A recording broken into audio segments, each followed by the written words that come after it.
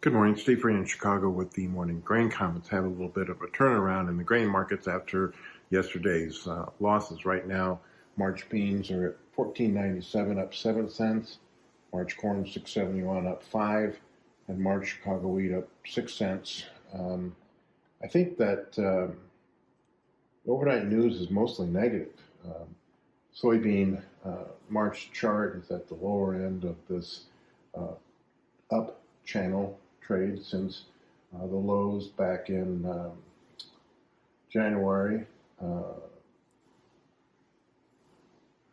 July of 22, and recently we peaked at the 1541 area. I think that we're seeing U.S. bean exports in line with last year, and we're hearing that there might be a possibility with Brazil prices lower, that some of the unshipped open sales of beans might be switched to Brazil. Still looking at a record Brazil soybean crops down in Rio Grande do Sul. Maybe some of the yields could be lower because of dryness, but in Mato Grosso, it looks like early yields are 60 bushels per acre versus some early thoughts of 53. China's on holiday. Not sure how much beans they're going to take import-wise, but certainly recently we've seen an uptick in crude oil and copper prices after they are reopening and dropping all the COVID restrictions.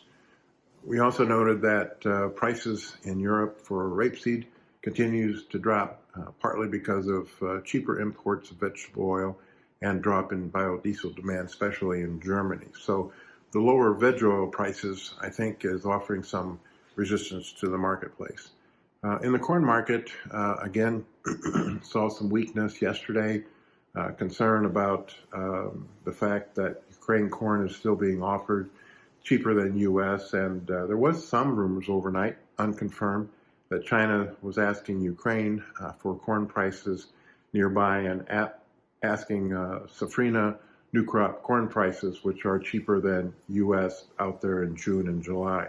So still concerned about our exports running 30% behind a year ago, and that the supply continues to increase.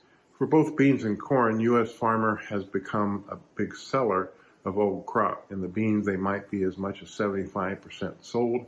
And in corn, some of the big farmers are bringing in corn over the scale and spotting it, just trying to get their marketings in place.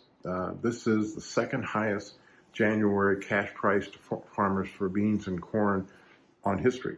So I think that taking advantage of that is probably a good thing. Wheat market continues to trend lower. The Matif wheat is lower. We also note that Russia continues to offer wheat cheaper than U.S. But I think the big thing is the snow in the southern plains, potential rains in North Africa and the Middle East is kind of taking some of the weather premium out of the wheat market at new lows.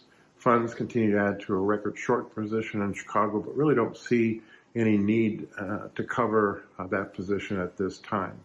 So again, looking at higher markets, turnaround Tuesday, most of the fundamentals, especially on the demand side of things, still looks negative.